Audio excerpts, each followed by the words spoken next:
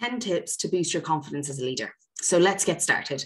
So first is you need to set clear goals and objectives. Now, I'm not talking about just SMART goals, which are helpful, but also intentions and purposes to the work that you're doing. So sometimes you can't set a goal because it isn't clear and you don't have enough data about what you're trying to achieve. But if you set a purpose instead, then you can focus on that. And that will allow you to have a direction, a North Star to move towards. Because if you don't know what's important and what you're moving towards, then it's going to be near impossible to know if you're getting there and to know if you're progressing. Number 2, the second way that you can boost your confidence is learn from your mistakes. The research is there, we don't learn by getting everything right, and that expectation of ourselves and others is unrealistic. So what you can do instead is see mistakes and failures as learning opportunities and actually ensure that you reflect on a regular basis about what you've learned from your previous week or month. Another one that often gets overlooked is self-care. It's the third one of my top 10 tips for leadership confidence. Self-care is really important because if you aren't topped up, it's near impossible for you to be able to keep going and to sustain the progress you're making.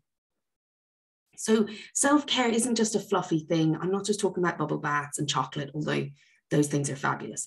I'm also talking about exercising regularly, eating enough nutritional food, sleeping enough, detaching from work enough. The fourth step is to build your knowledge and skills. And as I've talked about before, we've got to build 3 aspects for leadership development to be effective: knowledge, skills, and being, our presence. Now, often what happens is leaders will unconsciously cover up what they don't know or skip past it or devalue it because you don't know what to do with it if you're not good at it. When you're really good at something, it makes it really challenging to know that you need to develop on other things. The reason it's challenging is if you're really good at something, but you're really bad at something else, you're going to feel a vulnerability whenever you interact with what you're really bad at. So there's 2 ways to get around this as a leader. One is if it's not your area of expertise or doesn't directly relate to your role, make sure that the person who's responsible for that work you trust and you can work well with. Build a relationship with people with the skills you don't have. The second thing is if it is a skill or knowledge you should have, find a way to develop it. You can do it formally through leadership development, the leadership book club, you can do it through reading and podcasts. But generally, the most effective learning isn't the knowledge you intake and the skills you know about, but your practice and your reflection on how to improve that. The next thing, and which is really important, is surround yourself with supportive people. The more senior people become, the harder and harder it is to talk to people because they can no longer have colleagues the way they used to. You tend to have to be a little bit more isolated. So it's really important that you have a supportive network around you. This ensures that you have A, a sustainable approach to your leadership, but B, that when things are difficult, you have people around you who aren't going to use that against you, but instead support you. You can do this through formal relationships, such as a therapist, a coach, a mentor, or you can do it through informal relationships like a board of advisors or friends you really trust. But having supportive people around you is really important. The next one, the 6th element of building your confidence is seek feedback. One of the things that we don't think about often around leadership roles is that the people who give us feedback are often tailoring it and editing it because we have power over them or they don't want the negative implications of our reaction. So we have to get really good at getting feedback, not just from people we like and not just from people that like us, but from a diverse range of stakeholders throughout the organization. That will give us a more in-depth understanding of ourselves and help us understand not just what we think we need to develop, but what other people feel we could improve. The 7th of the 10 confidence tips for leaders is take on challenges. If you aren't taking on new challenges, you aren't getting vulnerable and you aren't stretching your comfort zone. You're not building, you're going to stagnate and you're going to stall. So you need to take on new challenges, whether professional or personal. It's really important that you take on new challenges. Number 8 of the 10 leadership confidence tips is practice public speaking. There is no leadership role that will not require you to effectively speak in public. You can do this through groups like Toastmasters, or you can do it informally by creating a speaking club in your organization, or joining clubs and speaking on their behalf outside of the organization, or you can simply do it by working with a coach and practicing speaking up in meetings more effectively. The ninth, but almost sometimes the most important one of the 10 tips for leadership confidence is develop a mindset, a growth mindset and a positive attitude. If you believe that you can only be as good as you are today, then you're going to struggle at leading because people are going to take you over. If you don't have a positive attitude and an approach that you can learn and grow with your role, then you're going to always be very critical of yourself and never think you're doing good enough, but you're also going to hold back those who are following you. Because if you are not tipping the edge of growth and positivity, just when your followers and the people who work with you need you to, you're going to not be the leader that they need. So you need it for your own career development, but you also need it to support your organization.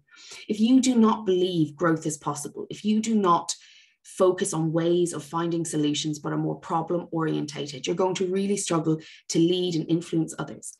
Because we can all be scared, we can all live in fear, but not everybody can inspire a step forward. And that's a big part of leadership. The 10th, and definitely the most important, even though I said 9 might be, the 10th and most important tip for the 10 ways to have leadership confidence is to believe in yourself. Back yourself. Most of the time, leaders come to me with a list of things that are wrong that need to be changed.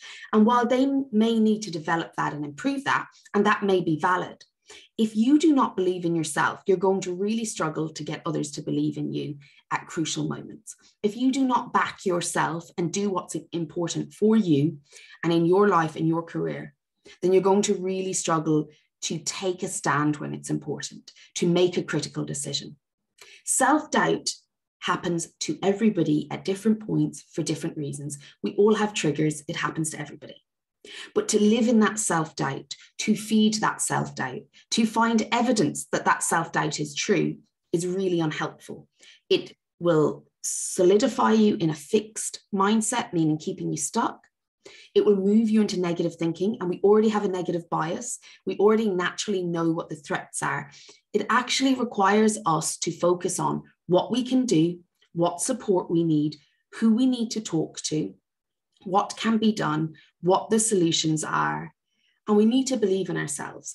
And believing in ourselves doesn't require us to know everything or to think we have all the answers. In fact, I would say that's a little delusional and probably not helpful.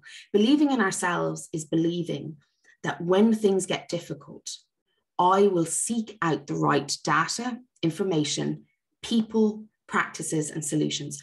I will, in the moment, rise to the occasion, be curious, take a growth mindset and a positive attitude and find a way through. Believing in ourselves doesn't require us to know everything and to have all the answers, but instead to trust that in difficult times we can figure it out with the right supports, the right structures, the right strategies.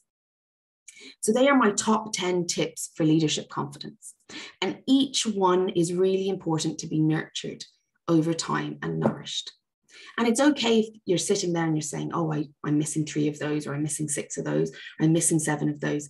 These 10 tips did not come from nowhere. They've come from over a decade of working with leaders around being effective in their role. And this means that most leaders I work with have at least 2 to 4 of these they're working on at any one time. Some are skill orientated, some are mindset orientated, some are emotionally orientated, and some are knowledge orientated. And any one of those areas, if you need extra support in, you can sign up for every 2 weeks, my leadership letters are sent out. You can join the 2023 book club. The links are below, or you can contact me for a free consultation to discuss leadership coaching or leadership training for your organization. The details are below. I look forward to speaking with you. And if you have any questions, don't hesitate to pop me an email as well. Take care.